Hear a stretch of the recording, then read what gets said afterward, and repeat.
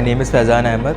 I had secured rank 58 in 2020 UPSC exam, जिसका result 21 में आया था। तो we are 2021 batch IAS officers. पहली एडवाइस मैं आपको ये दूंगा कि जब आप ऑप्शनल की प्रिपरेशन कर रहे हैं तो बहुत ज़्यादा डेप्थ में आपको नहीं जाना है। कभी भी आपको देख के अपने दोस्त का ये नहीं सोचना है कि यार वो कुछ और किताब पढ़ रहा है और उसके ज़्यादा नंबर आ रहे हैं तो वो बेटर किताब है।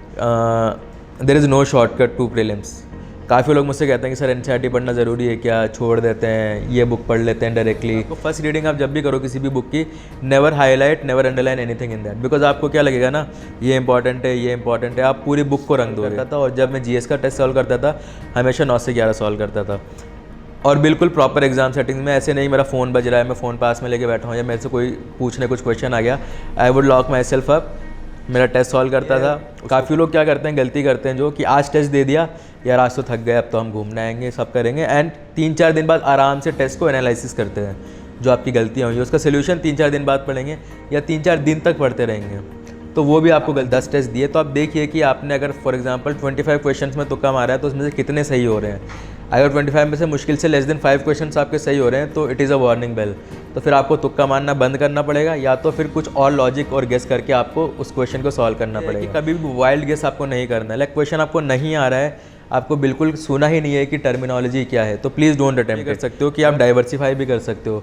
लाइक आप अनअकैडमी के टेस्ट दीजिए। अनअकैडमी के मैंने ऑनलाइन टेस्ट दिए, तो उनकी एक अच्छी बात ये है, खास बात, कि वो आपका प्रॉपर एनालिसिस करके देते हैं कि आपने कितने क्वेश्चन गलत किए, कौन से सब्जेक्ट से गलत किए, गेस मार के गलत किया या आपने अपनी नॉलेज के बेसिस पे सॉल्व किया था। तब कि मैंने UPSC का माइंडसेट समझा कि यार ये टॉपिक है, इसमें से UPSC ज़रूर पूछेगा, उसी को मैंने अच्छे से इम्प्रूव किया। और जो नहीं पूछेगा उसमें थोड़ा रिस्क लिया। तो डर लगता है यार कल को क्वेश्चन आ गया, then what will you do. UPSC is a game of risk. You can not be sure, you can not be certain कि यार ये क्वेश्चन आना ही आना है। आपको रिस्क थोड़ा बहुत लेना ही पड़ेगा। प्रीलिम्स की ट्रिक यही है कि आपको कंसिस्टेंसी रखनी है, डेडिकेशन के साथ डेली पढ़ना है। 12 घंटे 15 घंटे पढ़ने की I don't think human capacity सबकी होती है, मेरी तो नहीं थी, मैं इतना नहीं पढ़ पाता था। कभी कभी ऐसा दिन भी आएगा कि आपका बिल्कुल मन नहीं करेगा पढ़ने का, उस दिन आप ब्रेक ले सकते हो। Do something that you like. TV series देखनी तो आप वो देख सकते हो, थोड़ा घूम फिर सकते हो, लेकिन you have to tell yourself कि नहीं ये लिमिटेड रखना है मेरे को। तो यहाँ से वो थिंकिंग देखना चाहते हैं कि कम उम्र में कि आपकी थिंकिंग उस तरह की है कि आप किसी भी चीज़ को एनालिसिस कर सकते हो, उसका प्रोज एंड कॉन्स निकाल सकते हो, एंड पॉजिटिव सजेशंस दे सकते हो। दुनिया एक्सट्रीम्स 0 and 1 या ब्लैक एंड वाइट में नहीं चलती है, मोस्टली ग्रे एरियाज़ में चलती हैं। हर चीज़ का पॉजिटिव भी होता है, नेगेटिव भी होता है। तो आपका माइंडसेट जब आप पढ़ाई कर रहे हो या न्यूज़पेपर पढ़ रहे हो, एक बैलेंस माइंडसेट होना चाहिए। आपके पास एक सोर्स है टॉपर की copy, and that is the most relevant source. किसी भी कोचिंग का आई थिंक जो सोल्यूशन होता है, स्टैंडर्ड आंसर का मटेरियल होता है, it will never be able to match जो किसी टॉपर ने अपने आंसर में लिखा है। तो don't start practising with difficult topics, start with easy topics जिस पे आपको कॉन्फिडेंस आए कि आप लिख सको। बैठ रहे हो, बोल रहे हो, तो ये धीरे धीरे आप इम्प्रूव कर सकते हो। लेकिन ये मत याद रखिएगा कि बस सिर्फ 2 महीने जब रह जाएंगे इंटरव्यू के लिए तब आप इम्प्रूव कर पाओगे, because it will be very difficult. क्योंकि आपकी जो पर्सनैलिटी है ये आपने 22-23 साल में अपनी बनाई है। 20 साल 22 साल में आप इस तरह के बन के आए हो। अब आप सोचोगे मैं 2 महीने में बिल्कुल ड्रास्टिकली उसको रिवर्स करके चेंज ला सकूँगा, it will be very difficult. तो ये आप एक ग्रेजुअल प्रोसेस है जिसको आपको लेके जाना है। स्टार्टिंग में अगर आप 2 ऑप्शनल के बीच में कन्फ्यूज़ हैं, अगर आपके पास कोई यहाँ पे गाइड करने के लिए दोनों ऑप्शनल से है, तो go and talk to them कि sir what do we need to study in this optional, what are the kind of questions, what are the kind of topics that we study. लेकिन जो भी आप optional ले रहे हो, जो भी आपने डिसाइड किया है, आपको उसके साथ स्टिक करना पड़ेगा पूरा टाइम और उसको डेडिकेशन के साथ पढ़ना पड़ेगा। ये तरीका है। Subscribe to Unacademy. 8 or 9 months ago I had taken few sessions on anthropology. उसमें I have discussed in proper detail the entire strategy, book list, how to go for answer writing, note making, everything.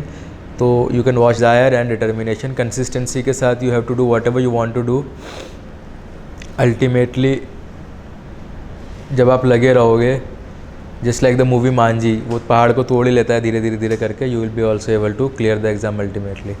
Thank you very much. That's it from my side. He has guided many things regarding optional also, and I have little bit doubt for the optional, so that's why I have taken this session, and that my experience is very nice. This is my first experience with Unacademy. This campus, everything is nice. अच्छा लगा यहाँ करके, काफ़ी tips and trips मिली हैं Faizan Ahmad sir से, और Unacademy का बहुत बहुत धन्यवाद अनअकैडमी के लिए और फैजान सर के लिए.